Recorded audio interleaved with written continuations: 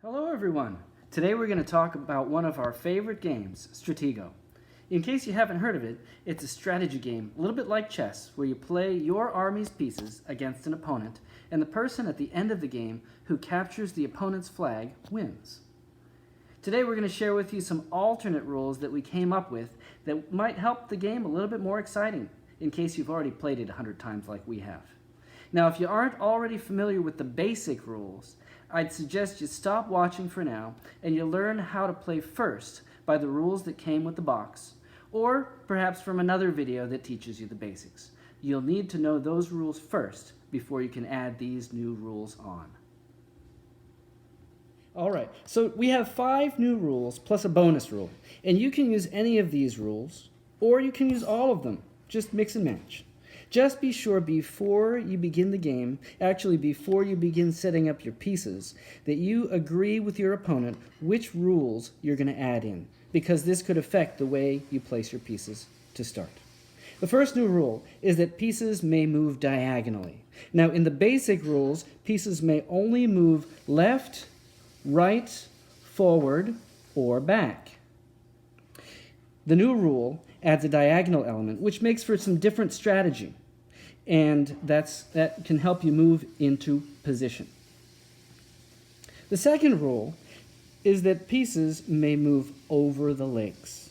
This is not too exciting because it only frees up about 8 blocks, but it does open up quite a bit more room for movement. This is especially good if you're already playing with the diagonal rule, because you can cover more ground this way.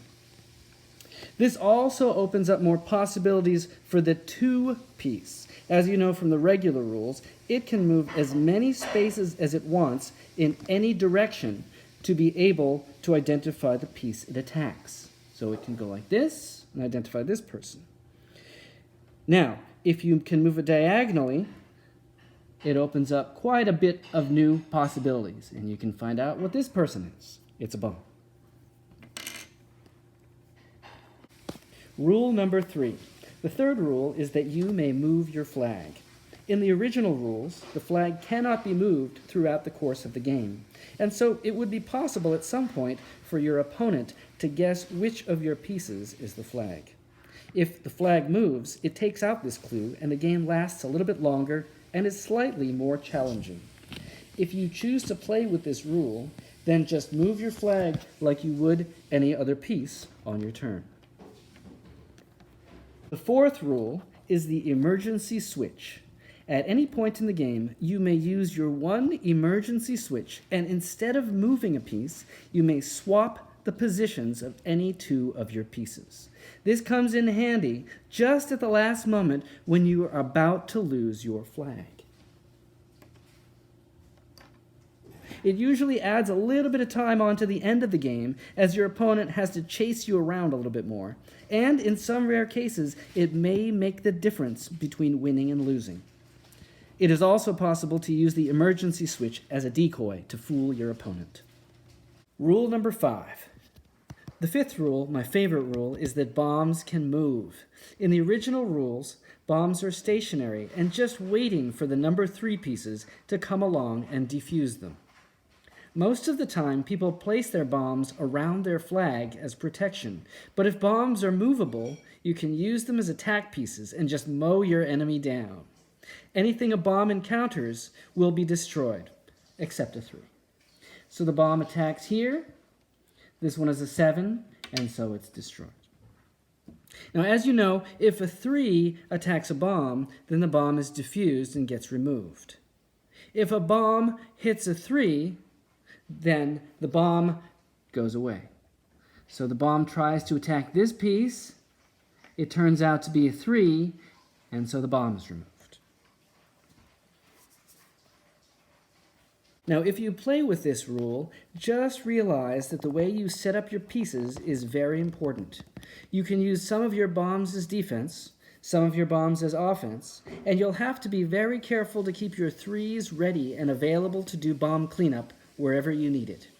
If you lose all of your 3s, but the other team still has some bombs roaming around, it's only a matter of time before you get wiped out. Oh, and if a bomb attacks another bomb, both bombs are removed. The final bonus rule I call the ultra bomb rule. We talked about moving bombs in Rule 5, where if a bomb attacks another bomb, both bombs are simply removed. Now with the ultra bomb rule, if a bomb attacks another bomb, a huge explosion results, obliterating all pieces within a 3x3 square surrounding the location of the attack. This could do significant damage depending on where the bomb, and it could damage not only your opponent's pieces, but your own pieces as well. So this bomb moves forward. It turns out that this is also a bomb, so both of them are removed, but everything in this 3x3 square. So you lose your own piece here. Your opponent loses a 10, an 8, a 4, a 2, and a 9 because they just happen to be standing by. So those are our 5 rules plus the bonus rule. I hope you enjoy playing with these new rules. And if you like our channel, we'll try to come up with some new rules for other games we like. Subscribe. We'll see you next time. Have fun.